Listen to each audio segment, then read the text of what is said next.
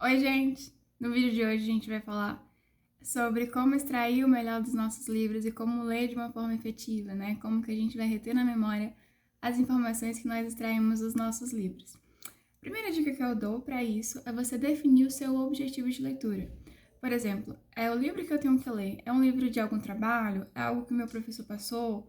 Algo que eu tenho que estudar para alguma prova, coisa do tipo? Ou então é uma leitura para minha formação pessoal, algo que eu queira ler que vai me engrandecer como pessoa, que vai me tornar alguém diferente.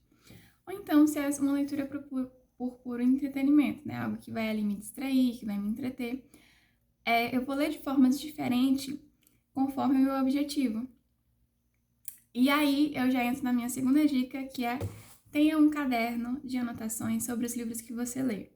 Muitas pessoas talvez não tenham como fazer isso, ou então acham que é muito trabalhoso, acabe tornando desprazerosa a leitura pelo fato de você ter que escrever informações sobre os seus livros.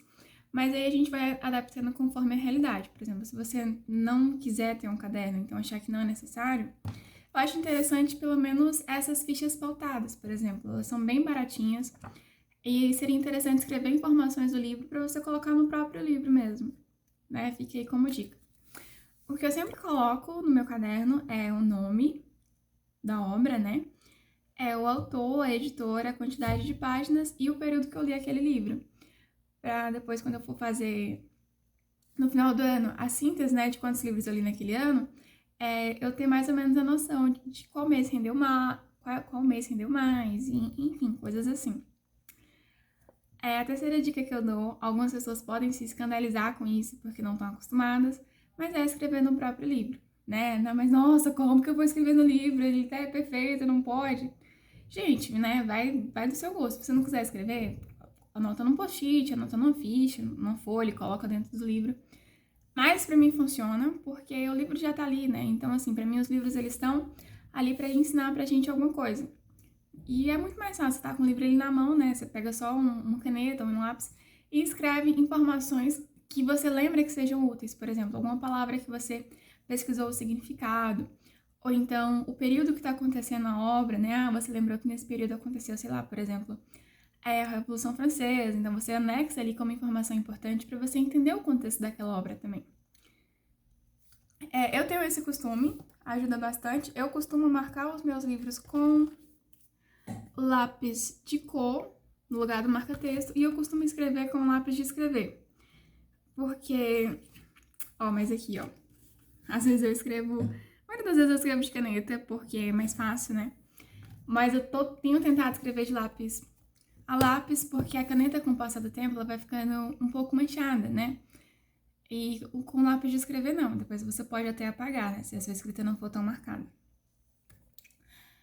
E a próxima dica já entra num pouco do que eu falei, que é conhecer o contexto da obra e conhecer o autor. Por exemplo, essa obra aqui do Viktor Frankl é uma obra que se passa no contexto da Segunda Guerra Mundial. Ele esteve nos campos de Auschwitz, né, como uma pessoa que ficou lá, ele era judeu, enfim.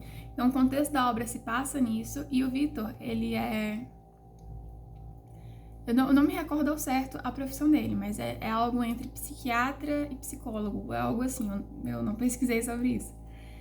E ele foi uma pessoa que viveu naquele campo de concentração e que ele buscou fazer uma espécie de experiência, né? Por exemplo, ele observava muitas pessoas que estavam ali, como que era aquela realidade, né? Depois pesquisar um pouco da família dele, ele era casado, ele acabou se separando, né, nessa questão da divisão, né? A mulher dele foi para ela feminina, ele foi para ela masculina. Enfim, então conhecer o contexto do que se passa e a realidade do autor é muito interessante.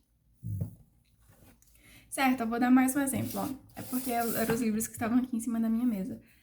Essa obra aqui, do John Taylor, fala muito sobre educação. E ele era um professor, né? Ele teve antes ele tinha outra profissão, mas ele acabou mudando. E ele fala muito sobre isso. E essa época, na época que ele escreveu um livro, é um pouco mais antigo, não é nesses últimos 20 anos, né? É um pouco mais antigo que isso. E a educação naquela época era um pouco diferente do modelo que nós temos agora. Muita coisa é igual, muita coisa se repete, mas o ambiente social, os costumes, a cultura era um pouco diferente. Então, entender isso me ajuda a entender a realidade do meu livro e poder extrair o melhor dele. A próxima dica que eu vou dar, que é para você lembrar do livro, né? Eu tenho muito esse problema em lembrar das coisas, mas às vezes elas surgem assim do nada. É comparar os personagens do seu livro com pessoas que você conhece. Não como uma forma de deboche, não como isso.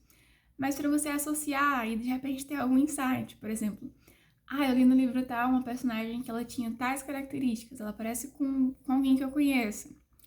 Isso ajuda bastante. E eu acho que a última dica eu já falei antes, que é depois você ter um controle, uma lista dos livros que você leu naquele ano, para você realmente ver como é que foi o seu progresso de leitura, né? E quais são os seus objetivos, quais foram os tipos de livro que você leu, se foram romances, se foi literatura de formação, se foi livros relacionados ao seu ambiente de trabalho, né? E para você também definir as suas novas prioridades, ok? Bom, gente, o vídeo foi esse. Eu espero que vocês tenham gostado. Espero que tenha ajudado alguém e que incentive alguém a continuar na leitura. Nem sempre a gente consegue manter o ritmo, por exemplo, eu sou assim, se eu gostar do livro, eu termino ele em uma noite.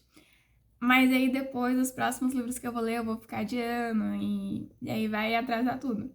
Mas tudo vai muito da nossa vontade também, né? Quando a gente educa a nossa vontade para fazer as coisas que tem que ser feito e não para fazer o que nós realmente queremos, a gente consegue sim progredir. Por exemplo, eu tô com um livro que eu comprei no começo do ano e até agora eu não consegui terminá-lo. Eu coloquei outras leituras na frente, já li outro livro e ainda não li, mas eu quero muito terminar, porque se eu for deixar pra fazer só o que eu quero, eu não vou terminar ele nunca.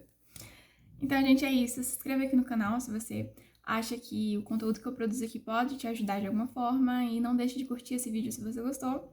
E tchau!